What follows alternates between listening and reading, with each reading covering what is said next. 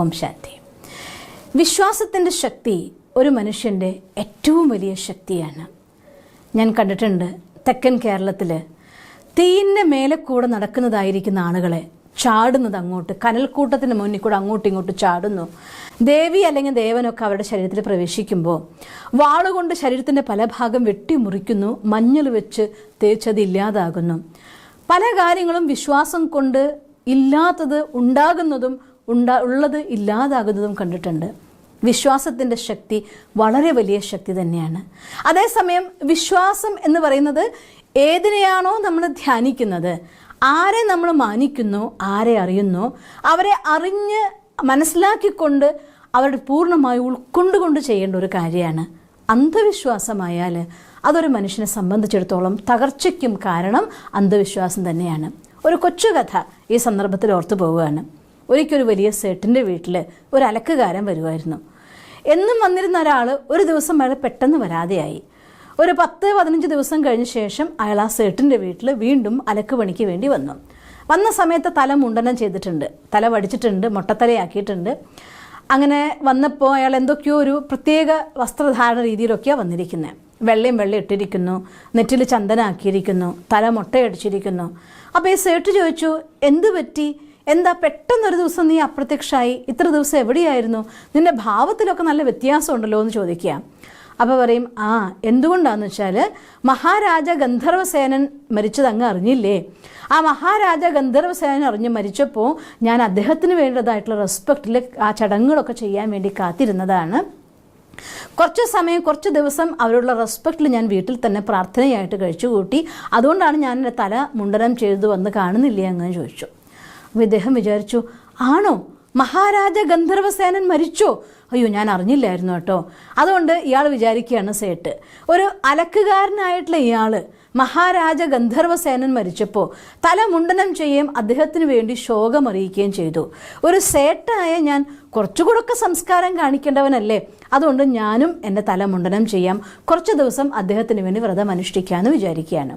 അങ്ങനെ കുറച്ച് ദിവസം ഈ സേട്ടും തലവടിച്ചു. ഇനി അദ്ദേഹം വിചാരിച്ചു, ഞാൻ മാത്രമാവണ്ട, എല്ലാവരും നല്ല ഭയഭക്തിയുള്ള കുടുംബമാണ് എൻ്റെ വീട്ടിൽ. അങ്ങനെ അദ്ദേഹം മക്കളുടെ എല്ലാവരുടെയും തലവടിച്ചു. അങ്ങനെ എല്ലാവരും തലമുണ്ടനം ചെയ്തു, ചന്ദനമൊക്കെ തൊട്ട് വെള്ളയൊക്കെ ഇട്ട് രാവിലെ എഴുന്നേറ്റ് മഹാരാജ ഗന്ധർവസേനന് വേണ്ടി പ്രാർത്ഥിക്കാൻ തുടങ്ങി. ഇങ്ങനെ 2-3 ദിവസം കഴിഞ്ഞു പോയി. ആ സമയത്ത് ഈ സേട്ടിനെ കാണാൻ വേണ്ടി ആ രാജാവിൻ്റെ മന്ത്രി അവരുടെ വീട്ടിൽ വന്നു. അപ്പോൾ ഇദ്ദേഹത്തിൻ്റെ വെള്ളയിട്ട വേഷം, ചന്ദനം തൊട്ടിരിക്കുന്നു, തല മുണ്ടനം ചെയ്തിരിക്കുന്ന ഒക്കെ അവസ്ഥ കണ്ടപ്പോൾ ചോദിച്ചു, എന്ത് പറ്റി, എന്താണ് ഒരു പ്രത്യേക രീതിയിലുള്ള വസ്ത്രധാരണ, പ്രത്യേക രീതിയൊക്കെ, എന്തെങ്കിലും ദുഃഖത്തിൻ്റെ സീൻ ഉണ്ടായോ എന്ന് ചോദിക്കുക. അപ്പോൾ പറയും, പിന്നെ അങ്ങ് അറിഞ്ഞില്ലേ, മഹാരാജ ഗന്ധർവസേനൻ അകാല മരണം, അദ്ദേഹത്തിന് മരണം വന്നു പോയി, അകാല മൃത്യു പ്രാപിച്ചു പോയി. അപ്പം അതുകൊണ്ട് ഞാൻ അദ്ദേഹത്തിന് വേണ്ടി കുറച്ച് ദിവസം എന്തായാലും വ്രതം എടുത്ത് പൂജിക്കാമെന്ന് പ്രാർത്ഥിക്കാമെന്ന് വിചാരിച്ചിരിക്കുകയാണ്. അപ്പം ഈ മന്ത്രി വിചാരിക്കുകയാണ്, ഒരു സേട്ടായ ഇവൻ മഹാരാജ ഗന്ധർവസേനു വേണ്ടി ഇത്തരത്തിൽ വ്രതം അനുഷ്ഠിച്ച് ജീവിക്കുന്നുവെങ്കിൽ മന്ത്രിയായ ഞാൻ അതെന്തായാലും ചെയ്തല്ലേ പറ്റുമെന്ന്. അങ്ങനെ ഈ സേട്ടിനെ കണ്ടു പോകുന്ന വഴി നേരെ മന്ത്രി വീട്ടിൽ പോയി തലമുണ്ടനം ചെയ്യിച്ചു, വെള്ള വസ്ത്രമണിഞ്ഞു, പൂജാമുറി കയറി പ്രാർത്ഥിച്ചു, ചന്ദനം തൊട്ടു, നേരെ രാജാവിൻ്റെ അടുത്തേക്ക് പോയി. രാജാവ് മന്ത്രിയെ കണ്ടപ്പോൾ ചോദിച്ചു, ഇത് എന്തു പറ്റി, ആരും മരിച്ചു, എന്ത് ദുഃഖമുണ്ടായി, എന്താ ഇങ്ങനെ വേഷത്തിൽ ചോദിക്കും. അവർ അങ്ങ് അറിഞ്ഞില്ലേ, മഹാരാജ ഗന്ധർവസേനൻ മരിച്ചിരിക്കുന്നു, അദ്ദേഹം അകാല മരണം സംഭവിച്ചതാണ്. അപ്പം അതുകൊണ്ട് ഞാൻ അദ്ദേഹത്തിനുള്ളതായിട്ടുള്ള ആദരവ് പ്രമാണിച്ച് കുറച്ച് ദിവസം ഇത്തരത്തിൽ വ്രതം അനുഷ്ഠിച്ച് അദ്ദേഹത്തിന് വേണ്ടി പ്രാർത്ഥിക്കാൻ നിശ്ചയിച്ചിരിക്കുന്നു എന്ന് പറയും.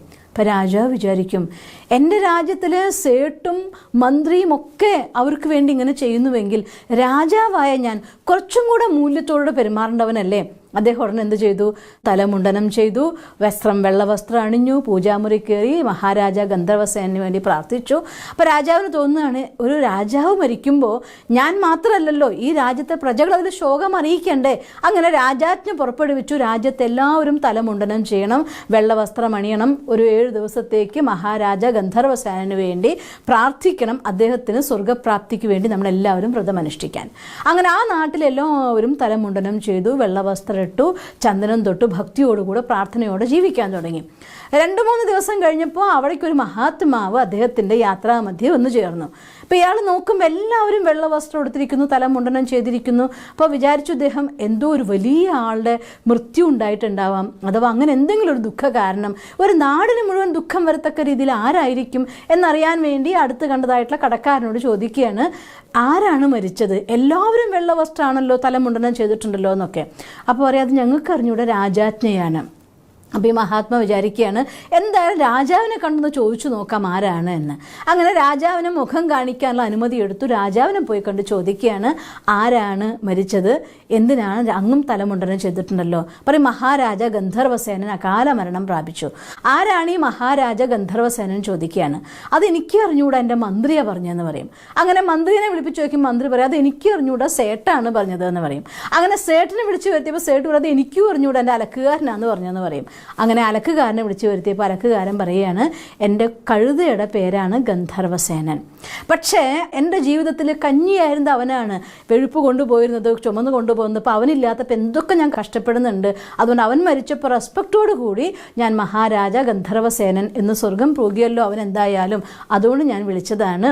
അതുകൊണ്ട് ഞാൻ അന്ന് മുതൽ ഞാൻ അവന് വേണ്ടി ജീവിക്കുകയാണ്. കുറച്ച് സമയം അവൻ്റെ കൂടെ എനിക്ക് ചിലവഴിക്കണമെന്ന് വിചാരിച്ചു എന്ന്. ഒന്ന് ആലോചിച്ച് നോക്കിയേ. മഹാരാജ ഗന്ധർവസേന ഒരു കഴുതയാണ്.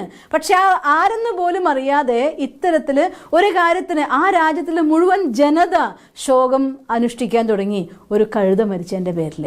വിശ്വാസമാവാം, അന്ധവിശ്വാസമാവരുത്. ഒരു കാര്യം ഒരാൾ പറയുമ്പോഴത്തേക്ക് നമ്മൾ അന്ധമായിട്ട് അതിൻ്റെ കൂടെ പോകരുത്. അനുഭവിച്ചു നോക്കൂ, പഠിച്ചു നോക്കൂ, പരീക്ഷിച്ചു നോക്കൂ, സ്വയം വിശകലനം ചെയ്യൂ. അനുഭവിച്ചറിഞ്ഞതിൻ്റെ ആധാരത്തിൽ മുന്നോട്ട് പോകണം. എന്താണ് സത്യമെന്ന് തിരിച്ചറിഞ്ഞുകൊണ്ട് മുന്നോട്ട് പോകണം. അല്ലെങ്കിൽ ഏത് വിശ്വാസമാണോ നമുക്ക് അനുഗ്രഹമാവുന്നത് ആ വിശ്വാസം നമ്മളെ അന്ധവിശ്വാസമാണെങ്കിൽ ചതിക്കുകയും ചെയ്യേക്കാം. അതുകൊണ്ട് ഓരോന്നിനെക്കുറിച്ചും അറിഞ്ഞും പഠിച്ചും മനസ്സിലാക്കിക്കൊണ്ട് പ്രഭാവിതരാവാതെ സത്യത്തെ ഉൾക്കൊണ്ടുകൊണ്ട് മുന്നോട്ട് പോകുമ്പോഴാണ് ഒരു മനുഷ്യന് യഥാർത്ഥ ശക്തിയാകുന്നത്. അതുകൊണ്ട് അത്തരത്തിൽ ഏത് കാര്യം അറിയുമ്പോഴും ചെയ്യുമ്പോഴും എന്തിൻ്റെ പിന്നെ രഹസ്യം എന്തെന്ന് മനസ്സിലാക്കിക്കൊണ്ട് അതിൻ്റെ സത്തയെ ഉൾക്കൊണ്ടുകൊണ്ട് യഥാർത്ഥ രീതിയിൽ ചെയ്ത് മുന്നോട്ട് പോകാനുള്ള ശക്തി നിങ്ങൾക്ക് ഓരോരുത്തർക്കും ഉണ്ടാകട്ടെ എന്ന് ഞാൻ ഈശ്വരനോട് പ്രാർത്ഥിക്കുന്നു. ഓം ശാന്തി. ദിവസം തോറും ജീവിത വിജയങ്ങൾക്ക് വെളിച്ചം വീശുന്ന പുത്തൻ വീഡിയോകൾക്കായി ഞങ്ങളുടെ യൂട്യൂബ് ചാനൽ സബ്സ്ക്രൈബ് ചെയ്യൂ. നോട്ടിഫിക്കേഷൻ ലഭിക്കുന്നതിനായി ബെൽ ഐക്കൺ ക്ലിക്ക് ചെയ്യൂ. ഒപ്പം ഞങ്ങളുടെ ഫേസ്ബുക്ക്, ട്വിറ്റർ, ഇൻസ്റ്റാഗ്രാം പേജുകൾ ഫോളോ ചെയ്യൂ. നന്ദി.